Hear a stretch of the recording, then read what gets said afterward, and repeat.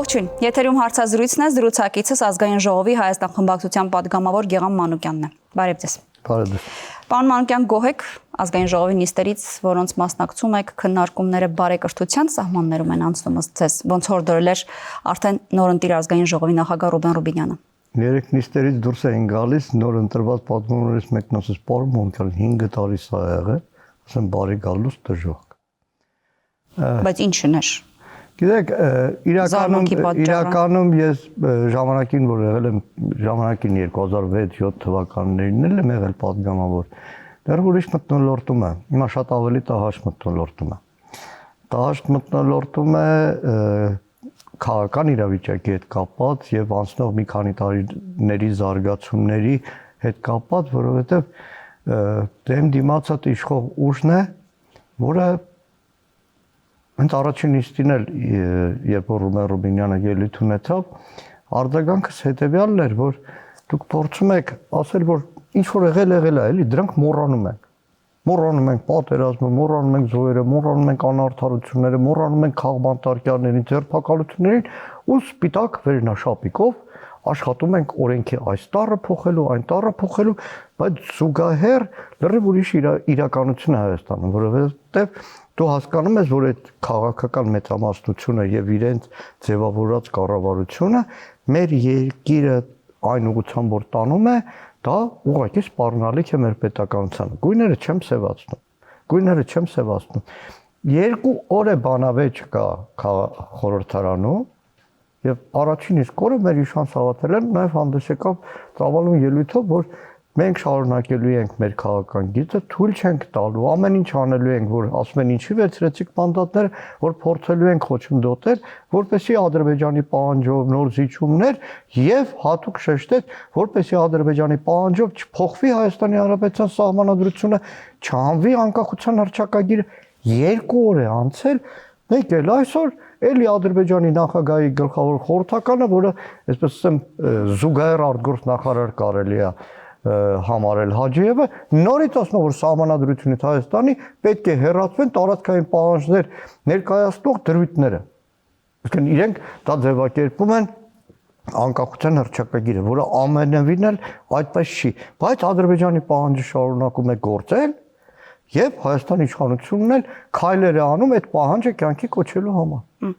Դուք ասում են սպիտակ թղթից սկսենք, զորական կետից սկսենք, չեն ուզում հիշվի պատերազմը, պարտությունը եւ այլն, բայց վստահ եք, որ Ռուբինյանի խոսքը դրան էր վերաբերում։ Այո։ Ինքն ասում էր քննադատեք, շարունակեք կարծիքների տարբերությունն արտահայտել, բայց դա արվի բարեկիրթ ձևով, առանց վեճերի, առանց ոտքերով հարվածների։ Բարեկիրթ ձևով։ Դե լավ, պարոն Մանուկյան, 21-26 թվականների 8-րդ գումարման ազգային ժողովում շատ բարեկիրթ էին, երբ իրար վրա ինչ ասես շփոթում էին, հարվածում էին, վիրավորական արտահայտություններ էին հնչում երկուստեք։ Միշտ դա գալիս է իշխող ուժից։ Եվ այն ամբարտավան վիճակները, այսպես ասեմ, հիմա էլ իրականում խորքի մեջ այդպես է։ Այսինքն, գիտեք, ինչ է նման, մեկ էլ երեք կոնջերանացման հանգարտ որ բան անեք, իմացեք մենք կանենք, էլի։ Այսինքն, ասենց ասեմ, զինադադարի նման մի հատ մթնոլորտ է տիրում, բայց իհարկե մենք մեր խոսույթը մազաչափ անգամ չենք փոխել եւ որևէ մեկն էլ չի համարում ոչ բարեկիրթ խոսույթ ունենք։ Լավ, պարոն Մանուկյան, քաղաքական օրակարգ կենարացվում է ազգային ժողովում հիմա այս 2-3 քննարկումների ընթացքում, թե չէ։ Նախորդ օրերի քննարկումները հաշվի առնելով տարբեր տեսակետներ ու կարծիքներ հնչեցին, պարզագույն, պարզունակ արտահայտություններից մինչև ոչ բովանդակային քննարկումներ, էլի հիշեցումներ, անցյալներ եւ այլն։ Քաղաքական բովանդակություն հնարավոր է ստանալ գոնե 26-31 թվականի ազգային ժողովից։ Տեսեք, ես օրինակ մտաբերում եմ այն ելույթները, որ ունեցել եմ այս 2 օրվա ընթացքում։ Առաջին բանը, որ արձանագրել եմ, խոսքը վերաբերում է այս խորհրդարանի լեգիտիմությանը։ Չենք կարող մենք այդ հարցը շրջանցել։ Իմ կողքի աթոռը թափուր է։ Արթուր Սարգսյանը տնային կալանքի տակ է։ Չի կարող խորհրդարանը համարի, որ հանգիստ կարող շարունակի գործունեությունը, երբ իր գոլեգա պատգամավորը տնային կալանքի տակ է խախտելով Հայաստանի Հանրապետության սահմանադրական դատարանի որոշումը։ Բայց նախորդ գումարման ժամանակ էլ չէ։ Ձեր ասած պատգամավորը այնտեղ չէր, այսինքն ի՞նչն է տարբերությունը հիմայի ու նախկինի։ Տարբերությունը որն է։ Որովհետև նախորդ գումարման ժամանակ, երբ որ Արթուր Սարգսյանը բանտարկված էր, Մխիթար Զաքարյանն էր բանտարկված, երբ որ ամեն օր խոսում էինք այդ մասին, առաջ օրը իրենց նկարներով, շապիկներով էին գնացել, իշխանությունը ասում էր ավելի նորմալ է, դա կարող էլի ձերբակալվենք, դատական համակարգը մեր падգամավորներով մենք դիմեցինք Սահմանադրական դատարան։ Սահմանադրական դատարանը արդեն նոյեմբերին որոշում տվեց, որ չի կարող այդպես լինի եւ դրա արդյունքում է որ Սարգսյան Արտուրը հայտնվեց ազատության մեջ։ Եկավ նախորդ խորհրդարան, գլխավոր դատախազը եկավ, ստեց, բառից բուն իմաստով սուտ խոսեց, սուտ մեղադրանքներ ներկայացրեց Արթուր Սարգսյանի նկատմամբ եւ Արթուր Սարգսյանին տվեցին կալանքի որոշում։ Բայց այն օրը, երբ որ դատարանում քննարկում էր Արթուր Սարգսյանի խափանման միջոցը, փաստաբանները դատավորին ասում են՝ «Լսի եղբայր, Սահմանադրական դատարանի որոշում կա»։ Իսկ քանի որ դատավորը իշխանության կամակատար ամենահայտնի դատավորներից մեկն է, իշխանության պահանջում ոչ մի բան չկա, Արթուր Սարգսյանը պետք է մնա կալանքի։ Չէ, դատարանը հայտարարեց ուղղակի, որ պատգամավոր դառնալու հիմքով չի կարելի, հնարավոր չէ տնային կալանքից ազատում արձանագրել։ Արթուր Սարգսյանը լավ, անձից վերացարկվելով, երկրորդ հարցը կա, որ մենք չենք կարող շրջանցել։ Այս խորհրդարանը լուրջ լեգիտիմության հարց ունի։ Դուք այդ խորհրդարանի մի մասն եք։ Եթե լեգիտիմ չէր այդ խորհրդարանը, չգնայիք այդ խորհրդարան, մանդատներ չվերցնեիք, պարոն Մանուկյան։ Հենց դա մանդատները վերցրել ու ամեն ինչի մասին խոսեք։ Պարոն Մանուկյան, միտեղ, որտեղ դուք գտնվում եք, վերցրել եք մանդատները, ո՞նց է հնարավոր համարել ներողություն, որ մի մասը խորհրդարանի այդպես չի լինում։ Մի մասը լեգիտիմ է, ձեր այսպես մասով, մյուս մասը լեգիտիմ չէ։ Այս նույն հարցը իմիջայլոց նաև իշխանությանն է պետք տալ եւ հաջող տալիս ենք։ Ոնց է հնարավոր։ Դե բայց ոնց է հնարավոր մի ամբողջական խորհրդարանի մի մասը լինի լեգիտիմ, մի մասը չլինի լեգիտիմ յուրաքանչյուրի տեսանկյունից։ Հարցը ես որ դնում եմ եւ մեր գործընկերները որ դնում են այս երկու օրը դրա մասին խոսում են, տեսեք ինչ է։ Սահմանադրական դատարանում երբ որ վիճարկում էր ընտրությունների հարցը, բավարարվեցին լրատվամիջոցները եւ հասարակությունը Սահմանադրական դատարանի մի տողանոց որոշմամբ, որ հաստատում է ընդունում է կենտրոնական ընտրական հանձնաժողովի որոշման արդյունքները։ Բայց Սահմանադրական դատարանի որոշումը ինքը այդ մի կետանոց չի, ինքը ծավալուն փաստաթուղթ է, որտեղ Սահմանադրական դատարանը արձանագրումներ անում։ Եվ դրա համար իր առաջի օրվա ելույթում փաստերով ցույց եմ տալիս ժողովուրդ, Սահմանադրական դատարանը ասել է, որ կենտրոնական ընտրական հանձնաժողովը այդ 3 ընտրատեղամասում չեղարկելով ընտրությունների արդյունքը, էապես ազդել է ընտրությունների արդյունքի վրա եւ ԲՀԿ-ն չի ստացել 4%-ը։ Սահմանադրական դատարանը արձանագրել է, որ էական ազդեցություն ունեցել ընտրությունների արդյունքի վրա եւ 4-րդ խմբակցությունը չի հայտնվել ազգային ժողովում, քանի որ կենտրոնական ընտրական հանձնաժողովը սխալ որոշում կայացրել։ Բայց ասել է, քանի որ ես Սահմանադրական դատարանում վերընտրություն չեմ կարող նշանակել, դրա համար չեմ կարող որոշել վերընտրություն, բայց Սահմանադրական դատարանը արձանագրել է, որ իրական ռեալ բաշխվածությունը ձայների չի արտացոլում այսօրվա խորհրդարանը։ Ինչ վերաբերում է նույն Հայկ Կոնջորյանի թեմայի քննարկմանը, մենք վերանում ենք անձնավորվածությունից։ Տվյալ դեպքում երեկվա այդ քննարկման ընթացքում Հայկ Կոնջորյանը, Կոնջորյանի կինը, որ նշանակվել է բարձր պետական հիմնարկի տնօրենի պաշտոնին, աստղաբաշխական աշխատավարձեր ստանում, եղբայրը ինչ-որ տասնյակ միլիոնավոր դրամների շրջանառությունների մեջ է, խուլիգանական վարք է դրսևորում, որ դրա հարցով քրեական հետապնդում չկա, երեք իմ ելույթում ասում եմ, լսեք, մի հատ ընդդիմադիր ուրիշ մեկը լիներ, ամենաստորին մակարդակով։ Իդեպ քրեական հետապնդում չկա, գործ չկա հարուցված Կոնջորյանի եղբոր Արարքի ազգային ժողովում ելույթ եմ ունենում, ի նկատի ունենով մի շաբաթ այս թեման կա, բայց քրեական գործը չկա։ Փաստը հրապարակվել էր, բայց քրեական գործ քննիչները չէին հարուցում։ Ու ասեմ, մի հատ ընդդիմադիր որ լիներ։ Հիմա կա, բայց քրեական գործ հարուցված չէ։ Մի վայրկյան հետո կարծեն։ Ելույթից հետո, քանի որ շատ խոսվեց, դուրս եկանք, մեկ էլ մեկն ասաց։ Այդ ձեր ելույթից հետո քրեական կոմիտեն քրեական գործը հարուցել։ Պարոն Մանուկյան, իրականում ինչու եք հիշել Կոնջորյանի ընդդիմադիրներդ, ինչու եք հիշել, սա ամենևին պաշտպանություն չէ Հոկուտ Կոնջորյանի, բայց հետաքրքիր է, ինչու եք հիշել Կոնջորյանի կնոջ աշխատավարձի թիվը, երբ որ հարցը հասել է նրան, որ նրան պետք է ազգային ժողովի փոխնախագահի պաշտոնում ընտրությունը կատարվեր։ Ինչով է դա պայմանավորված։ Ճշմարտության այդպես չի, հարգենք մեր լրատվական դաշտին, պրոֆեսիոնալ լրագրողներին, որոնք արդեն ամիսներ շարունակ դրա մասին խոսում էին։ Պարզապես տեսեք ինչ էր, որտեղ մի քանի հատ փորձ եղել է, իսկ պատգամավորների կողմից էլ է փորձ եղել։ հարցում, գրավոր հարցում ենք ուղարկել, HiPost ասել ենք ձեր գլխավոր տնօրենի աշխատավարձը ինչքան է։ Իսկ նախկին տնօրենների աշխատավարձը որքան է եղել գիտեք։ Տեսեք։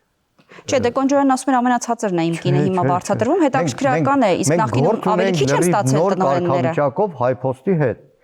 որովհետև HiPost-ը դրանից առաջ եղել է մասնավոր բիզնեսի կառավարման տակ։ Մասնավոր բիզնեսը ինչ կորոշի, ինչ չի որոշի, այդ իր գործն է, որտեղ ինքը պետության հետ ունի X գումարի պարտավորություն։ Կոնջոյան ասաց հավատարմագրային կառավարում է եղել, դա մասնավորը չէ։ Մասնավոր կառավարում է դա։ Էրնեքյանի ընկերությանը տրվել է հավատարմագրային կառավարման։ Ոնց որ Զվարթնոց օդանավակայանի տնօրենի աշխատավարձը 1 դրամ է, թե 100 միլիոն դրամ է, որևէ մեկը չի կարող հայց որևէ քննադատություն հնչեցնել, որտեղ էլի կառավարմանը տրված Էրնեքյանին նույնը այն ժամանակ։ Բայց պայմանագիրը լրանալուց հետո կառավարությունը ասել է, չէ, էսի իմն է։ Ես եմ կառավարում։ Ու նշանակել են քաղաքացիական պայմանագիր խմբակցության ղեկավարի կնոջը, որը այդտեղ էր աշխատում նախկինում։ HiPost-ում ֆիլատելիայի բաժնի պետ։ Բայց լրատվամիջոցներն ասել են, խնդրում ենք HiPost բարձր տեխնոլոգիաների նախարարություն ինձ տրամադրեք այն մրցութային հանձնաժողովի արձանագրությունները, որի հիման վրա ինքն տրվել է ու չեն տվել։ Իբր անձնական տվյալը։ Մեռել են անձնական տվյալներ պաշտպանելով, այստեղ անձնական տվյալ։ Մեր քննադատությունը հետևյալն է, մենք եղբայր, այս մեջը քաղաքական կոռուպցիա չկա, խմբակցության ղեկավարի կինը ոչ շատ բարձր պաշտոնից նշանակվում է տնօրեն։ Եվ երկրորդը կառավարման հարց կա, որը ի վերջո Հայաստանի, այսպես եմ, գործադիրի վերահսկողը ազգային ժողովն է։ Ասում ենք վնասով աշխատող մոտ 500 միլիոն դրամ վնաս ունեցող ընկերությունը ո՞նց է այս ձևի բարձր աշխատավարձերով, երբ հազարավոր փոստատարներ մոտ 80,000 դրամ աշխատավարձ են ստանում։ Այսինքն, այսպես ասեմ, հատուկ երեք իմ ելույթում նշել եմ, խնդիրը Հայ Կոնջորյանի կինը չի, խնդիրը եղբայրը չի, բայց երբ որ մարդը արդեն քաղաքական հրապարակային պետական գործիչ է, այլևս դառնում է հասարակության համար խոշորացուցիչ տակ։ Իսկ ինչի հիմա առաջ եկա, պարզապես ասեմ մի բան, որտեղ լրատվամիջոցները, պատգամավորները խոշորացուցիչով փորձում էին հասկանալ աշխատավարձը ինչքան է, չէին ասում։ Հայտարարագրումը քանի որ եղել է, հայտարարագրման հիման վրա պարզ է դարձել, թե որքան աշխատավարձ է ստանում։ Լավ, պարոն Մանուկյան, ես ձեզ հիշեցնեմ ընտրություններից հետո։ Բայց ներողություն եմ խնդրում, շատ ավելի աղմկահարույց է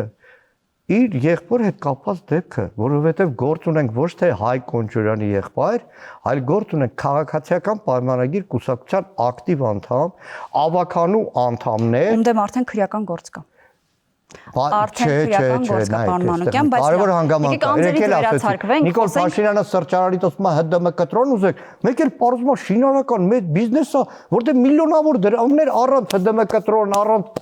փաստաթղթավորման պատտվել են իշխող ուժի ներկայացների կողմից։ Նայեք, որտեղ հարցեր կան, որոնք անհնար է շրջանցել։ Ես երեք վերել եմ ամենաաղմկահարույց օրինակը, ասում եմ ընտրություններից հետո իրավապահ մարմինները հերթով ընդդիմադիր ուժերի նվիրատուներին, պայմանական ես գնացել եմ այն կուտակումը, որ ունեցել եմ, այդ կուտակումից Հայ հեղափոխական դաշնակցության նվիրատություն եմ արել, որը հրապարակված է։ Մեր ընկերներից որոշներին կանչում են իրավապահներն, ասում են, այս փողը որտեղից որ նվիրատվություն ես արել, բայց ասում եմ ժողովուրդ, հələ պատկերացրեք նույն ջանասիրությամբ հետաքրքրվեն ԿՊ-ի դեպքում, օրինակն եմ բերում, որ էլի լրագրողների բացահայտումներ, 2 օրվա ընթացքում 20-ից ավելի բուժ հաստատության տնօրեններ,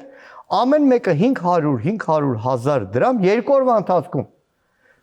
նվիրատվությունը արել քաղաքացիական պայմանագրի։ Հիմա դուք դրա մեջ հանցակազմ տեսնում եք, հաղորդում ներկայացրեք։ Լրատվամիջոցները հրապարակել են։ Շատ լավ, դե եկեք անցնենք ազգային ժողովի բուն գործընթացներին եւ մանդատներին։ Տեսեք, պարոն Մանուկյան, պիտի հիշեցնեմ ընդդիմադիր, մասնավորապես Հայաստան դաշինքի կամ խմբակցության հայտարարությունները, որ եթե դուք գնում եւ վերցնում եք մանդատները, դա պայքարի գործիք է եւ դուք շարունակելու եք ձեր պայքարի գործընթացը արդեն ազգային ժողովի խորհրդարանական հարթակում։ Բայց տեսեք, այս 2-3 օրվա ընթացքում մենք էլի տեսնում ենք ձեր խմբակցությունը համենայն դեպս էլի բացակայում է նիստերից։ Քվեարկության ազգային ժողովի նախագահի ընտրության ժամանակ չմասնակցեց, նույնիսկ երթման տեքստի ընթերցման ժամանակ ոտքի չկանգնեցիք, թեև ստորագրել եք, չէ՞, եթե չեմ սխալվում։ Չէ, այն ասեմ, ուշադիր չենք եղել, որտեվ իմիջայլոց այնպես ասվեց, դե բոլորի շատ սիրելի կնյաց Հասանովը շատ դժվար է նախագահում։ Հարցը ինչին է վերաբերում։ Այսինքն, եթե դուք որոշել եք գնալ եւ մասնակցել խորհրդարանական աշխատանքին, որովհետեւ դա համարում եք գործիքակազմ, բայց ինչու եք բոյկոտում, եթե դա բոյկոտ է, եթե բոյկոտում եք, ինչի եք վերցրել մանդատը, եթե չեք աշխատելու։ Ոնց մաման լինեք։ Երեք զանգել ասում եմ։ Քան ծեր չեմ։ Երեք զանգել ասում եմ, եթեր հողամասում ասում եմ, եթերում նայում եմ, մեկ է տեսա դալիք չես։ Ուր ես։ Մամ ասում եմ, նայ, պատգամավորը այնպես չի, որ գերի առոտը ժամը 10-ից մինչև ժամը 6։ Չէ, դուք կարևոր հարցերին խորհրդարանական կոնկրետ այսպայն ազգային ժողովի նախագահի ընտրության ժամանակ մասնակից չեք, այսինքն ձեր քաղաքական դիրքորոշումը չկարտահայտում։ Նախագահի ընտրության ժամանակ քվեարկության սա առաջի տարին չի։ Մենք արդեն շուրջ 5 տարի։ Հա, բայց դուք գնում եք աշխատելու, դուք նախորդ 5 տարին ինչ-որ արել եք, բոյկոտել եք, հիմա իմ պարտավորությունն է։ Չեմ պարտավորություն, ես ասում ինչու չեք անում, եթե գնացել եք այնտեղ աշխատելու։ Որովհետև մենք համարում ենք, որ այդ քվեարկությունների, իշխանության տեխնատուների քվեարկությունները անիմաստ է մասնակցել եւ մեր քաղաքական դիրքորոշումն է։ Բայց երեք էլ երբ որ Կոնջերան մի պահ ունած եկա, բայց դուք աշխատավարձ եք ստանում, չեք մասնակցում աշխատանքներին, տերիցս ստիպած գոռացի, այսինքն իմ օրինակով Քոչարյան Անդրանիկին ասում խոսա, որովհետև նույն մեր պաշտպանության հանձնաժողովի օրինակով ասեմ, Աննա Գրիգորյան, Արգիշտի, Գևորգյան ու ես էինք։ Այս 5 տարիների ընթացքում չի եղել աշխատանքային քննարկում, որը տեսախցիկներից դուրս է, որ իրավունք ունես չգնալու, պարտավոր չես գնալու, բայց չէ, որովհետև մեր համար անվտանգության հարցը խիստ կարևոր է եւ աշխատանքային բոլոր քննարկումներ, բյուջեի նախագիծ, բյուջեի կատարողական, կառավարության հաշվետվություն ամեն ինչին ակտիվ մասնակցություն ենք ունեցել եւ մնացած բոլոր հանձնաժողովները։ Հիմա առաջիկայում հանձնաժողովների նախագահների ընտրությունն է, նույն պաշտպանության ոլորտով ես պատրաստում եմ հայեցակարգային։ Բայց ինչու միայն պաշտպանությունը, եթե ամբողջ ազգային ժողովը համալիր աշխատանքի մասին է։ Տնտեսական, Արտուիկ Մինասյանը պետաիրավական, այսինքն այդ բայց տեսեք տպավորություն է, որ ազգային ժողովը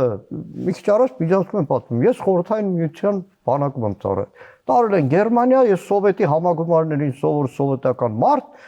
Գերմանիայում նաև արևելյան Գերմանիայում ցուցադրում էր արևմտյան Գերմանիայի հերոստատեսում եկել լուրերով առաջին անգամ ես որ տեսա գերմանական Բունդեստագը։ Մի նախագահող, մի ելույթ ունեցող դատարկ դալիճ իմ համար շոկ էր։ Բայց դա պարլամենտական գործունեության հարց է։ Մենք էլ ենք շատ քիչ հիշում 21-26-ի ընթացքում եթե ինտրավիրեի հարցազրույցի,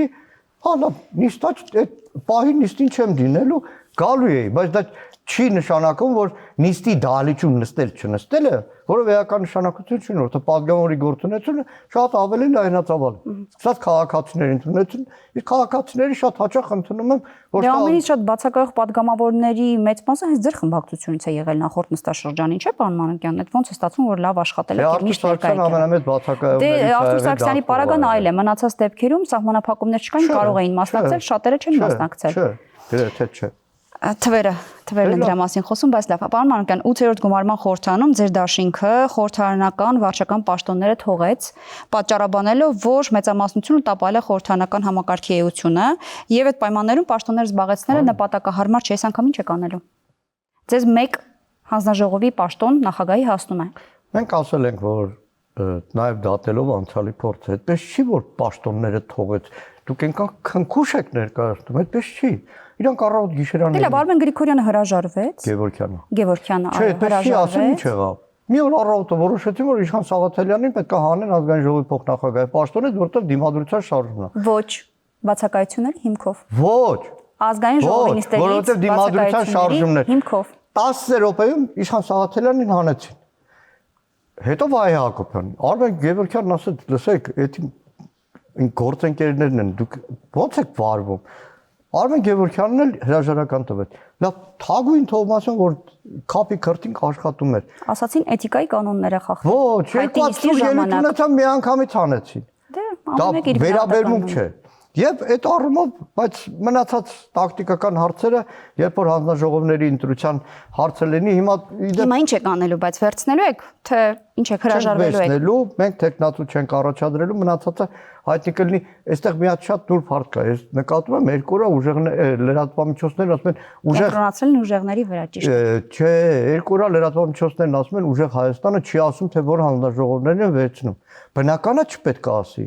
որովհետև ինքը իրականում ես զզում եմ կարտ խաղալուց, բայց ինքը կարտ խաղալու նման է, որովհետև կարգը ոնց է, առաջի երկուսը վերցնում է ԿՊ-ն, երրորդը ուժեղ Հայաստան, հետո երկուսը ԿՊ-ն։ Եթե այսօր ուժեղ Հայաստան ասի, ո՞րն է ուզում վերցնի, վստահաբար ԿՊ-ն կասի, որ շահագրգիռն ավելի լավ է սա վերցնեմ, ինքը այսպես ասեմ լուրջ տակտիկական, քաղաքական տակտիկական խաղ է, որ ցանկացած պարլամենտում։ Բայց էական նշանակություն ունի ընդդիմության համար, թե որ հանձնաժողով ինքը կղեկավարի։ Օրինակ ո՞րն է նախընտրելի ընդդիմության համար։ Սա Տիտղոսային հավաքական ընդդիմության կարծիքն է։ Օրինակ պաշտպանությունը։ Ինչու՞։ Որովհետև ինքը հատկապես անօրինականությունների այս լայնածավալ տիրույթում եւ նաեւ մեր երկրի անվտանգության համակարգի առած ծառացած բազմաթիվ խնդիրների տիրույթում կարծում եմ, որ շատ մեծ դերակատարություն ունենք, թե որպես հանձնաժողովի անդամ առաջիկայում շատ մեծ անելիք ունեմ եւ վստահաբար այդ անելիքով խիստ տարբերված եմ լինելու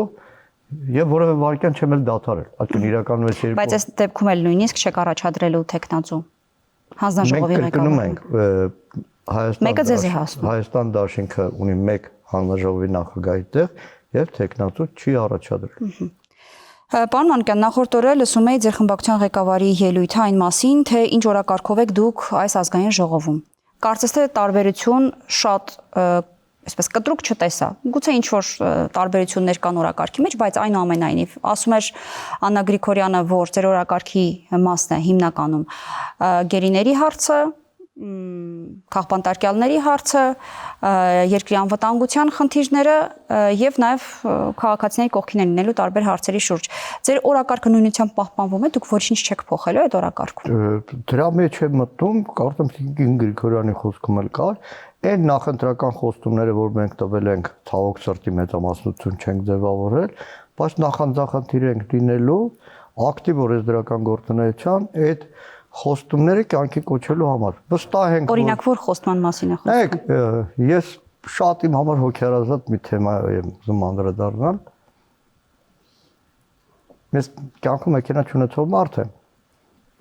Եվ երթևեկում եմ տաքսիներով եւ մեր նախընտրական խոստումների մեջ մի կարևոր կետ կար սոցիալական բնույթի եմ ասում։ Ինչ զարման ունենալու Գևամ Մանուկյանը սոցիալական բնույթի։ Տեսեք ինչ է, տաքսու օնլայն վարորդները վճարում են պետությանը այն турքերը, որը պահանջում է իրենցից, բայց այդ աշխատանքը չի համարում թորշակային, այսինքն գրանցված աշխատանք։ Այսինքն ստаж չեն ստանում դրա համար։ Այո, ստаж չեն տալիս, թորշակել չեն տալիս։ Երկրորդը շատ հաճախ, այսինքն այսպես ասեմ, հատկապես օնլայն տաքսովարորդների շրջանառությունը մի քանի 100,000 է, մի քանի 100,000 դրամ է ամսեկան։ Բայց դա ֆինանսական կազմակերպությունները չեն համարում որպես շրջանառություն, ըստ այդմ նաև պարտավորություն։ Մի քանի օր առաջ բառացիորեն այդ թեմայով էլի վարորդը ծանոթ էր մեր նախընտրական խոստումին, բարձ ասում է, այսինքն վարձով է ապրում։ Մանուկյան, ես այն վարձը, որը տալիս է, եթե հիպոթեկը ձևակերպեի, շատ ավելի քիչ է հիպոթեկի տոկոս տալու։ Բայց այդ վարձը պարտաճանաչ կարողանում եմ տալ, որտեղ տաքսի եմ քշում, աշխատում եմ, բայց ինձ չեն ձևակերպում հիպոթեկ։ Եվ իրականում խոսքը 1000-ի մասին չի։ Դե հիմա դրանով որպես օրենսդրական նախաձեռնության հեղինակ առաջիկայում որևէ բան կնախաձեռնեք, թե ենթադրում եմ, որ այո։ Համապատասխան նախարարության հետ։ Ենթադրում եմ, որ այո։ Եվ բազմաթիվ այնքան հարցեր կան։ Իրականում մեր նախընտրական ծրագիրը Դե առաջին խոստումը իշխանության հեռացումներ չկարողացաք ոնց որ 21-26-ի ժամանակ։ Լավ, էլի ենք խոստանում։ Բա որ տապալվեք էլ։ Մինչև վերջ գնալու ենք։ Մենք համառ ենք։ Մինչև վերջը ո՞րն է։ Մոռանում եք, որ ես դաշնակցական եմ, մենք դաշնակցական ենք։ Դե դուք դաշնակցական լինելով խոստացաք, որ 21-26-ին կփոխեք, չստացվեց։ Խոստացել եք 26-31-ին կփոխեք, կտեսնենք։ Կտեսնենք։ Վերջին հարցը, պարոն Մանուկյան, ընդդիմադիրներից շարունակաբար խոսում եք ազգային ժողովի ոչ լեգիտիմ լինելու մասին եւ ԲՀԿ-ից ձեր ձևակերպմամբ գողացված մանդատների մասին։ Բայց ես պիտի հիշեցնեմ նաև, որ ընդդիմադիր խմբակցություններդ մեկական քվե ստացել եք ԲՀԿ-ի, այսպես իրենց չհասած մանդատներից դուք մեկ մանդատ ստացել եք ազգային ժողովում։ Ինձ հետաքրքիր ինչու եք շարունակաբար դրանից բողոքում եւ եթե խնդիր եք տեսնում եւ սկզբունքային եք ինչու վերցրեցիք մանդատները։ Մեր համար դա Պյուրոսյան հաղթանակ էր, դրա համար այդ այսպես Փոքր օգտվել եք պարոն Մանուկյանի, 11 մանդատ պիտի ունենայիք, 12 տեք ազգային մարդու կամ ստոր քաղաքական ուժի տրամաբանության մեջ է որ ուրախանային ինչ լավ է ԲՀԿ-ն դուսա մնացել մի պատգամավորի տեղ։ Բա պատմությունը, բա մեր երկրում օրինականությունը, ես ձեզ ասեմ հարգելի Աննա, ես ձեզ ասեմ, անցնելու են տարիներ, ձեր զավակները, իմ տորնիկ ապագա մեծանալու են, բայց այս ընտրությունների մանդատագողությունը մնալու է դասագրքային խարան 35 տարվա մեջ տարբեր ընտրություններ տարբեր խախտումներ են եղել բայց այսպեսի բան տեսեք ես դատական համակարգից կենտրոնական ընտրական հանձնաժողովից եւ սահմանադրական դատարանից որևէ ակնկալիք չեմ ունեցել զարմացնում է որևէ ակնկալիք չունենալ դիմել եւ դատական համակարգ եւ ԿՀ-ի եւ ՍԴ-ի Անկեղծ եմ ասում, երբ որ ինձ հարցնում էին, գեղամ ասում էին ԲՀԿ-ի հարցով, ինչ կորոշի, երբեք ակնկալիք չեմ ունեցել, բայց մեր ժողովուրդ այնքան ակնառու է խախտումը, որ անհնար է, այսինքն դրանից այն կողմ ակնառու բան այլևս չկա, այսինքն երբ որ ԿՀ-ն որոշեց, այսինքն ինքսին չէի հավատում, ականջներից չէի հավատում, այսինքն այդքան ակնառու մանդատագողություն, պարոն Մանուկյան, այդ նույն ԿՀ-ն ասած ու քվեարկության արդյունքները որտեղ որ դուք խնդիրներ եք տեսնում անպատեր ճանաչվեց այսինքն ո՞նց է ստացվում մի դեպքում արվում է այնինչ դուք եք ուզում լավ է մյուս դեպքում արվում է այնինչ դուք չեք ուզում վատ է նայեք ինչ է ընտրությունների գիշերը Դանիել Պատմությունը ես շատ լավ գիտեմ ասեմ ինչա Դանիել Հովհաննիսյանի կազմակերպությունը բողոք ներկայացնում երկուշաբթի գիշեր լուսաբացին որ այս տեղամասերում այդ ձորքի քվեարկություն խախտումները դրա շուրջ դիրքորոշում արձանագրեք Առաջի օրը ձեն չի անում երկրորդ օր երրորդ օր չորրորդ օր մինչև ուրբաթ իրիգում Էական արդյունքը չի երբ արդեն ձայն հանել կարող է հանել ունենք 2 րոպե ժամանակ 2 րոպե մինչև ուրբաթ իրիկուն ԿՀ-ն չի ասում ստե խախտումներ են եղել չեղել եմ այդով այդ հարց օրակարգում չի լինում զուգահեռ ԲՀԿ-ին 50 քանի ձայներ պետք քանի որ բոլոր տեղամասերում վերահաշվարկ է ԲՀԿ-ն այդ 50 քանի ձայնը դարձրեց 150 ու ուրբաթ կեսօրի մոտ Պարզ էր, որ նիստ որ անի հաստատելու է եւ ԲՀԿ-ն անցնելու է խորհրդարան։ Այդ վերջի պահին ասին ո՞նց անենք։ Մեկ էլ հաշվեցին այն երկու տեղում ԲՀԿ-ն 200 քանի ձեն ունի եւ չեղալ հայտարարեցին։ Դա էր ամբողջ խաղը։ Դա էր մենք խախտումներ բազմաթիվ տեղերի համար ենք ասում, բայց ԿՀ-ն ընտրողական երկու տեղամաս, այնպիսի տեղամաս ընտրեց, որ ԲՀԿ-ի վերահաշվարկով ավելացած ձայները Այսինքն պարոն Մանուկյան, ձեր ասելով քաղաքացիների քվեներն են գողացել, ճիշտ է։ Մոտ 60000 քաղաքացի։ Այո, քաղաքացիները ուզել են, գնացել են, ԲՀԿ-ի օգտին են քվեարկել, այդ մարդկանց քվեները գողացվել են։ Բա ուր է մի քաղաքացի, որ չեմ ասում ձեր ասելով կեղծված ընտրությունների համար ձեզ համար դուրս գային փողոց, այլ հենց ԲՀԿ-ի համար դուրս գային փողոց։ Ուր են այդ քաղաքացիներից որևէ մեկը։ Չէ, բազմաթիվ բողոքի հանրավակներ եղել են, բայց հիմա դուք ասեմ ձեզ, հիմա Եթե քաղաքացին փողոց դուրս չի գալիս, բայց իր ձենը գողանում են, ասենք դե որ քաղաքացին խելոք նստում է, իր ձենը կարան գողանանք, Չէ, ես դա չեմ ասում, ես ասում եմ։ Դա տրամաբանությունը դա է ուշում։ Դուք 2008 թվականը տեսել եք։ Երբ ընտրությունների արդյունքներից մարդիկ գող չէին, տեսանք ինչ տեղի ունեցավ։ Այլ տարբեր տարիների գեներացիան լրիվ ուրիշ բան է։ Դա այսինքն խնդիրն ընդդիմության մեջ է, բայց մարդիկ ձեզ հավաքական ընդդիմությանը կես միլիոնից ավելի ձայնը տվել։ Տեսեք ինչ է, բայց որևէ մեկ չի դուրս գալիս փողոց, ասում այո, մեր քվեները գողացել են։ Ընդդիմությունը ճիշտ է ասում։ Մարդիկ փողոց դուրս չեն եկել, ուրեմն 60000 ձենը կարան գողանանք, որտեղ այդ մարդիկ իրաց ձենին տերը չեն, չէ, բա օրենքը։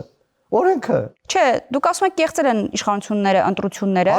եւ եթե չկեղծեին, մենք գուցե հավաքական ընդդիմության մասն է խոսքը դառնայինք կամ փոխեինք իշխանությանը, բայց լավ ուր են այդ մարդիկ, դրսում ուր են։ Բազմաթիվ գործոններ կան։ Սկսած այդ մարդիկ այս տարիներին տեսել են, ամեն փողոց դուրս գալացողը հետո ոնց է։ Բայց այդ մարդիկ ընտրել են ձեզ, չէ։ 500,000-ից ավելի մարդ հավաքական ընդդիմությանն են ընտրել։ Դե լավ, մեր հայրենակիցները, որոնք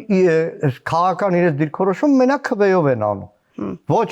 փողոցային պայքարով։ Կան հազարավորներ, տասնյակ հազարավորներ, որ փողոցային պայքարով արել են եւ անում են եւ անելու են։ Այդ դեպքում ինչ եք նաեւ արտախորհրդարանական իրավիճակի հարթակի վրա դնում հույս, որ համ կպայքարեք խորհրդանում, համ դրսում, եթե քաղաքացիները միայն քվեով են։ Պայքարում բոլոր գործիքները պետքա կիրառել, օրինական գործիքներ։ Շնորհակալ եմ։ Շնորհակալ եմ, լավ լինեք։ Զրուցակիցս Գեղամ Մանուկյանն էր, կհանդիպենք։